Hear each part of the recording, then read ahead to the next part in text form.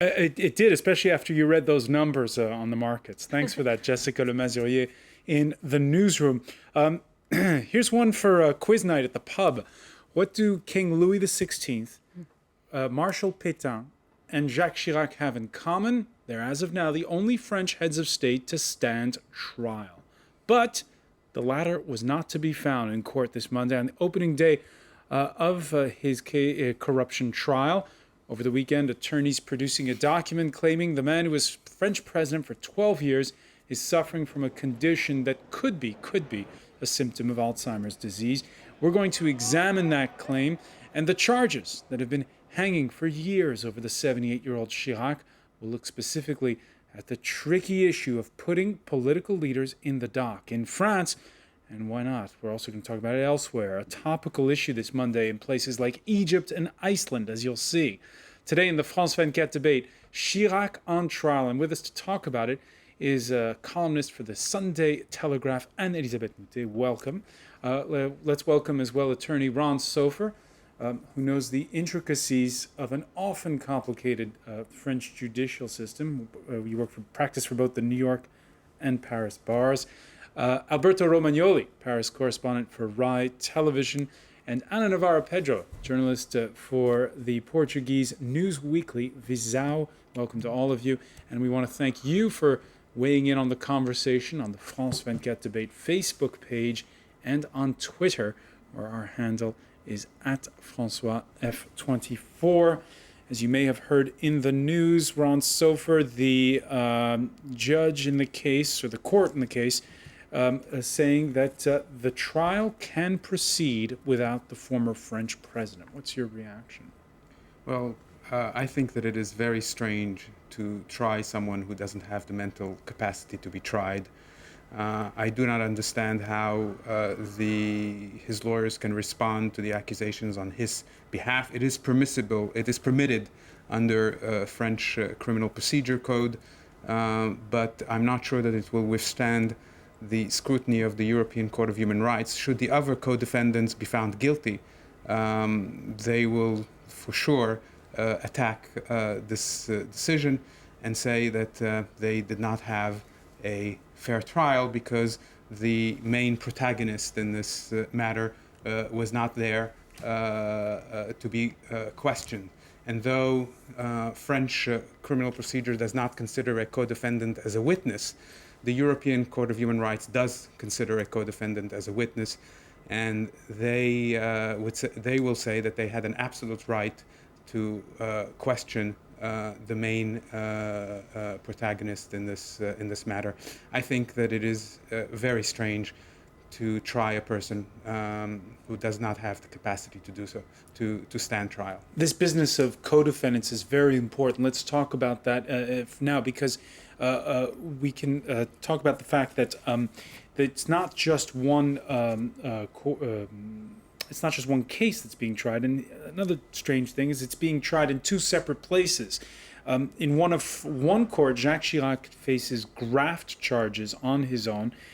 In front of another one, he's charged, along with 9 other people, including a grandson of General de Gaulle, for hundreds of fictional hirings back in the days when he was mayor of Paris, allegedly putting on the Paris City Hall payroll everyone from those who worked for his parliamentary office, that's all the way in the dead center of France in the Corrèze region, to the chauffeur of a trade union leader. So in other words, there's 10 people in all in the dock. One of those 10 people is missing, and the one that's missing, Ron Sofer, says, "I'm the one who made the decisions. I'm the one who made these decisions, not the other 9 defendants." Well, again, I think the notion that these judges are going to render a decision concerning a former president of the Republic without seeing him, without questioning him, without seeing his response is, to me, very strange. I do not think that the procès verbal, or the minutes of his testimony before the investigating magistrate is enough. They have a right to, the other co-defendants, to cross-examine, have a right to question him, and also he has a right to be seen by the judges that will decide his fate in this trial. I think it was a mistake to go on with this trial. And Elisabeth Moutet, Jacques Chirac's state of mental health, we'd started to get little bits and bobs about how perhaps he wasn't fit to stand trial, but it only came to a head this weekend. It came to a head this weekend. I mean, there's been a trickle of quotes from his entourage, from his wife, that he was forgetting things, and then he wasn't aware that he was forgetting things. And then there was a full 2-page story in the Sunday's Le Journal du Dimanche with all the medical elements. It was very obvious that somebody had spun that and leaked that, given that to the paper in order to put his case very forcefully in a newspaper that was incredibly reverent. The tone of the article was not a single doubt was being cast on the veracity of this. To be honest, last spring, Jacques Chirac attended the Salon de l'Agriculture, the great agricultural fair in Paris. Where he's always welcome, because he's the guy who introduced that common agricultural policy subsidy system. And because he really has this connection with the French farmers and has had that since he was a young Minister for Agriculture under the Pompidou presidency. So we're talking a long time ago. Early 70s. And so he went there and he spent 4 or 5 hours in that huge pandemonium of a place where you have tens of thousands of people and lots of cows and saying hello to everyone and signing autographs. And, you can't help thinking that he wasn't that weak at that time. And then about two and a half weeks ago, on the 14th of August, he was in Saint-Tropez, sitting at a café called Sénéquier on the harbour, sipping pina coladas and signing autographs for Russian tourists, and in general being very happy. And we know this because his wife Bernadette came and fetched him and asked him to stop doing this and get out of the café, and he refused. He's staying with a billionaire called François Pinault, so Bernadette Chirac and Madame Pinault went in the back of the café to sort of commiserate on the fact that Madame Chirac could not get Monsieur Chirac out of the café terrace, and eventually she managed to drag him back to the nice little castle where he was staying with the Pinault. I'm very glad that Monsieur Chirac is in good physical condition to do that, because at the end of the day, he's a 78 or 80-year-old man, and it's good to see that he's there. But I don't quite buy his story this time. All right. Here's how The Guardian reports it this Monday. In June, at an exhibition opening in his rural fiefdom of Corrèze, he was filmed openly flirting with a female regional councillor. He irked the French President Nicolas Sarkozy by saying he would vote for the socialist François Hollande in next year's election. This was taken as a deliberate dig at Sarkozy, not a sign that Chirac had lost his mental faculties. So, and Elisabeth Moutet, not the only one who's a bit of a doubting Thomas there. Let's go to the Paris courtroom, and France 24's Luc Brown, who's been following the case all day. Luc, we saw those images. It's been pandemonium, all those TV cameras. You had to sharpen your elbows to get in there. It was a pretty, as you mentioned, a lot of journalists were there, understandably given the media interest here in France, but also a number of Russian, British and other Belgian, Swiss teams of journalists. Understandable too, given the scale of what's at stake. This is the first modern French head of state to face justice. So.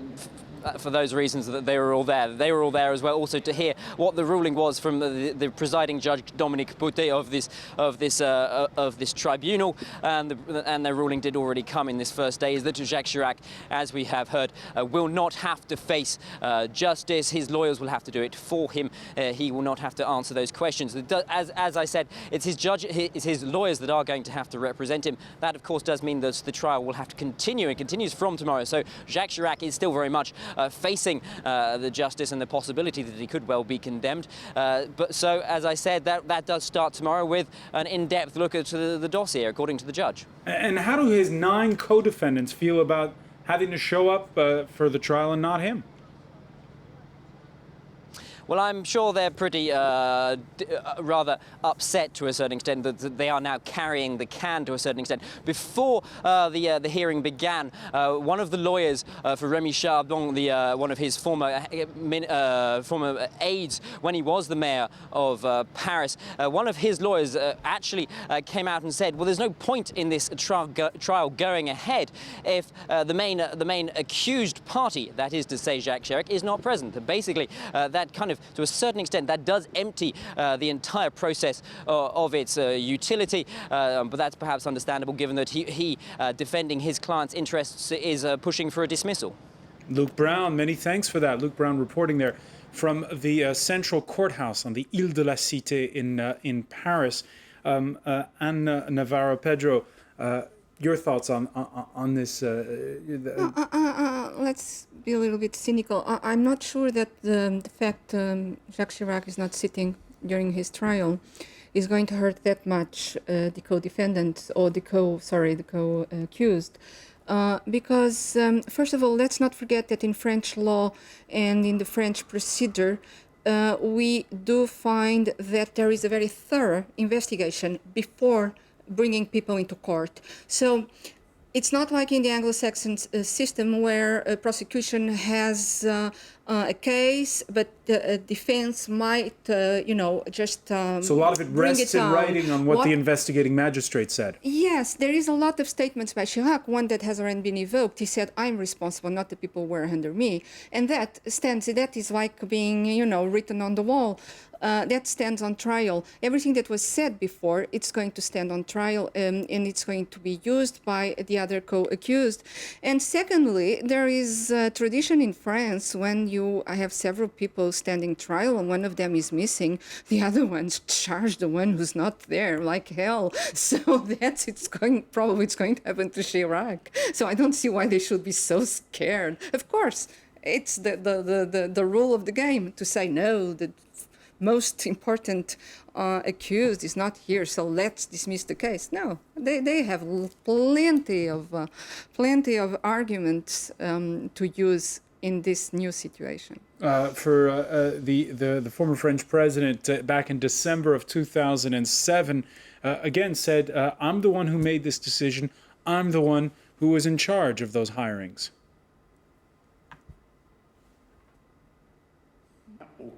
There was never any misuse of public funds. Those jobs were necessary to the proper running of City Hall. They were deliberated on, authorized, and voted on by the City Council. So, the key defendant is out. I agree with what was just said, except that the European Court of Human Rights, which streamlines the different procedures in Europe, does not view it that way. It has said many times that a person should normally appear before the adjudicating court, and that what was said during the investigation, either to the police or to the investigating magistrate, is not enough. But that could be years, right? Unless the other defendants had the ability to question him, which they probably in this case did not. But I'm not familiar. That has not been transferred into French law, and I don't believe any of the others will appeal to the European Court of Human Rights. The decisions of the European Court of Human Rights are applicable automatically in France, as the Cour de Cassation has said in its recent June ruling concerning the French usually just sit on it and don't do anything about it. But I think that if there is a conviction, this will go all the way up to the European Court of Human Rights, and I think that the fact that he is not present will be a problem.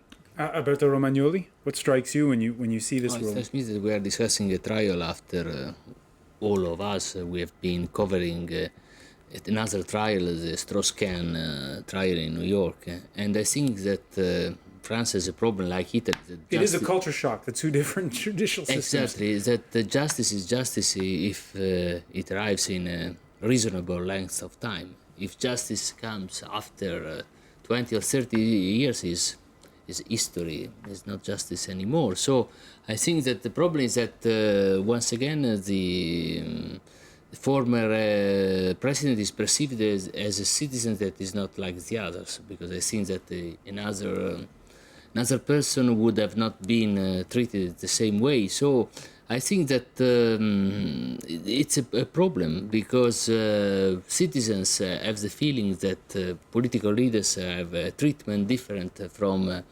the ordinary people, and this is one of the problems of politics today. And yet, Jacques Chirac, and we're going to talk about it more in part 2, is a very popular man. Yeah. He's high in the polls in this country. That's the reason why I'm saying that we're talking about history and not about justice, because Chirac was doing what a lot of political leaders were doing before the collapse of Berlin Wall, that they were using public money to support the political cause, because at a certain period of time, money for politics was coming from different fields, we can say. Now, the money for politics, there is a different relationship. Then you can discuss, could be another There's a debate. different law Yeah.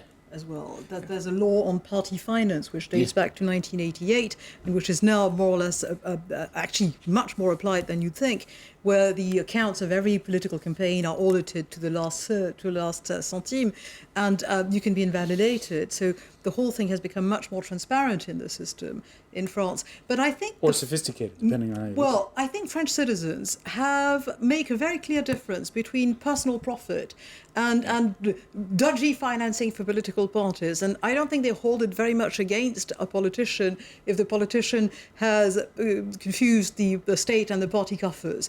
Where they have absolutely no forgiveness is if there was personal enrichment. And in the case of Chirac, let's put it this way, he has lived high on the hog. He has lived lavishly. He spent notoriously something like 4,000 euros a day in entertaining expenses when he was the mayor of Paris. He and his wife have probably never cooked a meal for themselves And they between don't pay rent right now. 1967 and 2007 when he didn't lose the election, but he could not represent himself. And right now he lives in a luxury flat, 400 square meters on Quai Voltaire, opposite the Louvre, which is the property of the Hariri family in Lebanon. And that was supposed to help them sort of move out of the Élysée fast, but they've been there since 2007, and it's not a problem. The fact that a foreign head of state is paying for the house of somebody who still sits in the Constitutional Council, which is the French Supreme Court, I have major problems with that. Much more, I would say, than the problems of the jobs, the fictitious jobs at the Mairie de Paris. But the thing is that Chirac has been nailed only on those jobs. There are other stories that we don't know anything about. We know that one of his drivers used to go with bags of, banknotes, cash, to buy plane tickets for 2 million francs. That's about 700,000 euros worth of it. Where did the cash come from? And these were his trips, his family, his wife, his daughter. But he's never been taken to account on this, even though there was evidence, testimony from the driver. I think this trial is happening because that's the only thing that somebody managed to bring to court. When we come back, we'll pick up on those points and ask really, why is Jacques Chirac so popular, not just in France, as you'll see. Stay with us.